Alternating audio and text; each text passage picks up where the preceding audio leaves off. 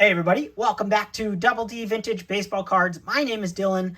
I've got a really awesome 1965 Topps pickup to share with you guys. And then maybe a little mini collection that is represented in front of you. Maybe not. So we got mostly modern, mostly vintage, and then some modern. But I thought I'd share some of the progress of my 1965 Topps collection. You see the Hank Aaron in front of you? Dude, I could say this about like every Hank Aaron card. Like, that's the nicest Hank Aaron card. That could be ranked number one in 2 seconds. Like, if you look at your Hank Aaron collection and you see this card, the overall design, I mean, look at his shoulder, right there. I mean, that's just freaking awesome. I mean, the color, green, I love it. I love this. I love this design. 65, I mean, how cool are the cartoons? MVP right there in 57. And you remember the reverse negative back from 57. I was checking to see his grip. It almost looks like the reverse negative, but in the proper form. Just his grip. For whatever reason, his grip always looks the same to me. I love it. I love 65. I love that Hank Aaron card. So let's check out the next one in my collection. Well, we'll just go right from Hank Aaron to, the greatest baseball player of all time. Well, I can't say that. Second greatest baseball of all time. I mean, Babe Ruth has to be number one. Willie Mays. I mean, another outstanding vintage baseball card. You see the person in the background, crystal clear, like the bleachers. This is a really nice Mickey Mantle. I got Mickey Mantle on the brain. This is a really nice Willie Mays portrait. Like, he doesn't have that many fantastic cards. And this is one of them, in my opinion. The color on these cards, it's a really awesome card. Dual bats. I mean, how can you go wrong? How can you go wrong? I mean, I love all Willie Mays cards. Like his 61, the ugliest Topps card of all time. Especially all time of like the greats. I still want it. And I want to find it centered so bad because I had it in a 7 and I sold it when I went in my kick because it was way off centered. It's an ugly card to begin with, but I still want it. All right, next card. Oh yeah, teammate. Ed Matthews on this card. I shared all these cards before, I'm sure. But a beautiful baseball card. And I wait till I put this side by side with the Hank Aaron because I've done this before. Playing with them. Look at the back of these cards. I absolutely love cartoons on back of vintage baseball cards. All baseball cards, modern as well. The cartoon can never be used too much, in my opinion. I'm the cartoon king, man. Every Saturday I was watching cartoons. Every single morning I was watching cartoons. I love it. I love it. Now watch this magic. Magic! I mean, side by side. The greatest teammates of all time. I mean, you could put Gehrig and Ruth on there. You could put, Mantle, Joe DiMaggio. But to me, Eddie Matthews and Hank Aaron are the greatest combo ever. I just think it's something about it. It's probably because I've collected them so long and they're so attainable that they've grown on me. I've always loved them. And the combo card they have, what is it, 59? I'm looking at it. Fence Busters. It's just sick. A Fence Busters card right there would be so good. All right, let's go to the next card. Another guy I've collected forever. That just, Ernie Banks, man. He hasn't been getting a lot of love lately. Not too many people talking about Ernie Banks these days. Ernie Banks, man. One of the greatest of all time. One of the top 10 most iconic baseball players to collect of all time. I'm putting that's part of my list. Iconic baseball players of all time, like on baseball cards. Ernie Banks is, dude. And a lot of people don't like the sideways image. I enjoy it. Mr. Smiley. Ernie Banks doesn't have a bad looking card. Does not have a bad looking card. And this card in particular, man, this is like one of the originals from my original collection. I mean, this thing's not going anywhere. It has survived the gauntlet, that of which was my collection the last few years. What's that? That one movie, what is that movie? Shoot, it's gonna come to me. Oh, God. Never Ending Story, dude. It's like, my cards went through that forest of the never ending story, or had to go through those two godlike looking creatures and they shoot laser beams. My collection had to go through that, dude. That's a sick movie. Yeah, that's what this card went through, the laser beams from the gods above. Made it. Oh, this next one made it too. Yeah, back to back long timers, forever copies.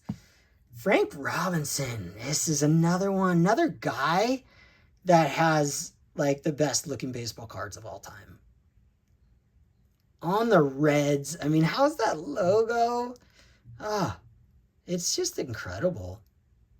One of the best baseball players of all time as well. I think Ernie Banks on my top 10. I think for Frank Robinson comes just outside of that for me. But he's right there. And as far as his baseball cards are concerned, I mean, he has some of the greatest baseball cards of all time. His run of cards is up there with Ernie Banks. Spectacular cards. And affordable. I mean, that's an MC right there. That's a miscut on the back. Just enough blue to not have a designation on there. I know I bought this one on the pit. For sure. Sight unseen. I'd probably say the Banks too. I probably bought sight unseen. Wanted a 7. Bought it. The Banks maybe sooner. I might have bought that on eBay way back in the day, when I was buying and selling vintage cards. Woo, baby. High school. Right after high school. Oh, man. Those were the times. All right. Now to my pickups. First one I'm going to share isn't a recent pickup. So I lied just then, but it's going to go with this card. It's got to be next to it because it's of one of these players, the new pickup. And this is the 1965 National League 64 ERA leaders. Don Drysdale, Sandy Koufax. Shout out to Mark, Dodgers card. His favorite card of all time, I believe. At least in his collection. I believe it's from his dad. I could be wrong, but I know this is his all-time card. And I love this card. I love this card. This is one I hunted for after my End of the World. Forgot the movie again. Dude, Never Ending Story analogy. He made it too. Well, no, he made it after. So this guy was safe and sound. That was a fresh pickup. He didn't have to dodge the enemies of death. All right, this is my pickup, guys. I love this card. I could stare at it all day. Paid $125. I won this at auction. I have no idea what comps are on this card, but it's a regular Topps card, so it's not like I'm paying. I think I bid it. I think I won it by like 50 cents. Sandy Koufax, 1965 Topps baseball card. I love it. Sandy Koufax. Let's just talk about the guys who have like the best looking cards ever. And Sandy Koufax is on that list. It's kind of a long list, I guess. Sandy Koufax, Ernie Banks, Frank Robinson, Clemente. I mean, to me, Mickey Mantle, but, Oh, look at that card. It's sick. Oh, beautifully, nicely centered. Let's look at the back. Look at that drawing right there. Whack. Sandy defeated the Yankees twice in the 63 World Series. Well, dude, he pitched twice against the Yankees in the 1963 World Series. 1963 was his monster year. His unbelievable outer body as a pitcher year ever.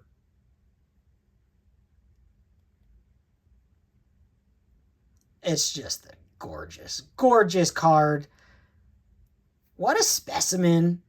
I love it. So stoked to add a Sandy Koufax to my collection. And as you guys seen, as you see my 60s stuff, you know, even the 50s, except for 52, you'll see a theme. Like when I sold a lot of my cards, I sold a lot of the lesser stars, so to speak. But Sandy Koufax is a guy that I want all of them. I want all of Eddie Matthews, all of Ernie Banks, all of Willie Mays, all of Hank Aaron's. Though I want all of their cards at some point in my collection.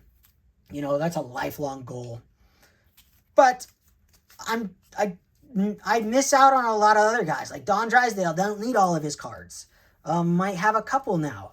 But Sandy Koufax, yeah, I want them all. All right, the last thing I'm going to share with you guys is a little mini collection I've had for so long.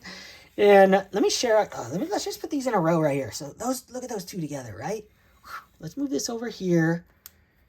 And we'll get all the 65s in a row with the old school worst condition one. Hank Aaron right there, front and center. But I still love the card. It's still just a beautiful copy. Beautiful card indeed. All right. This mini collection, man, it's one that I bought on the Devil's Playground, Comp C.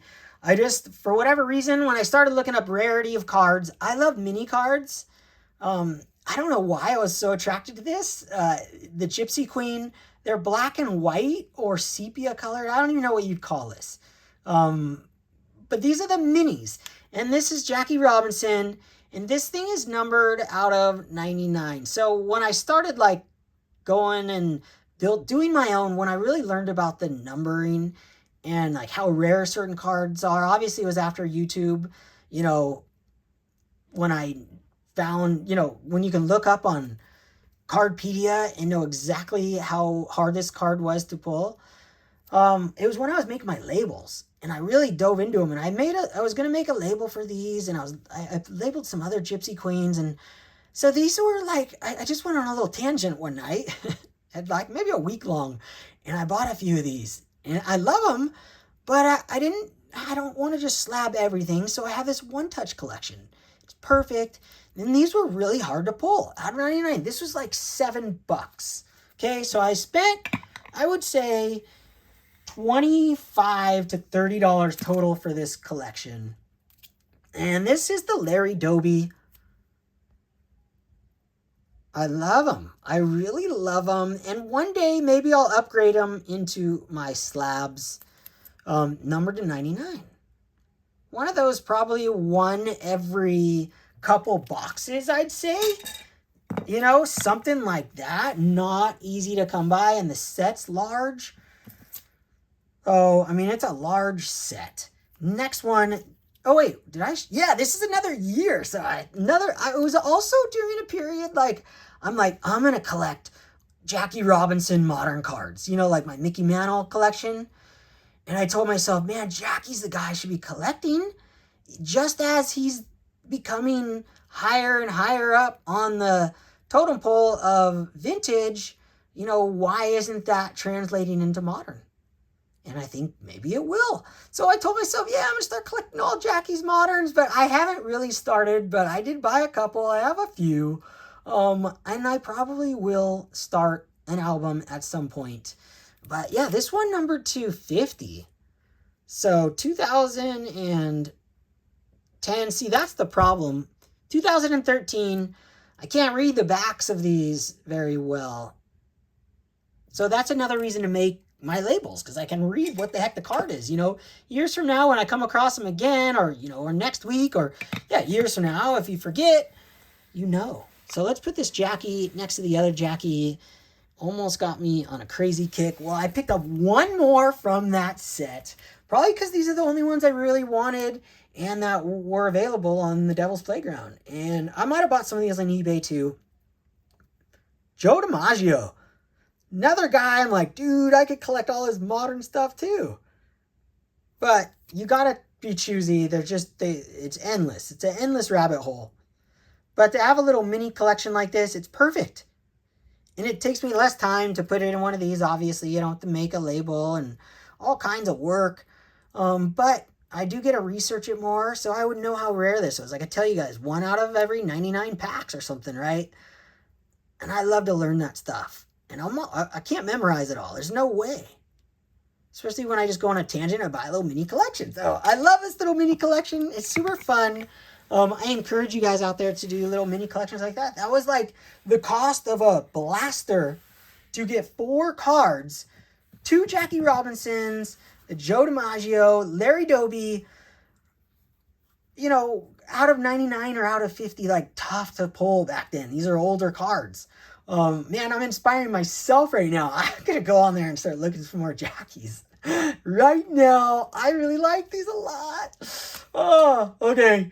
Last card, a gift from Ken. Ken's Cardboard. Dude, John Florence.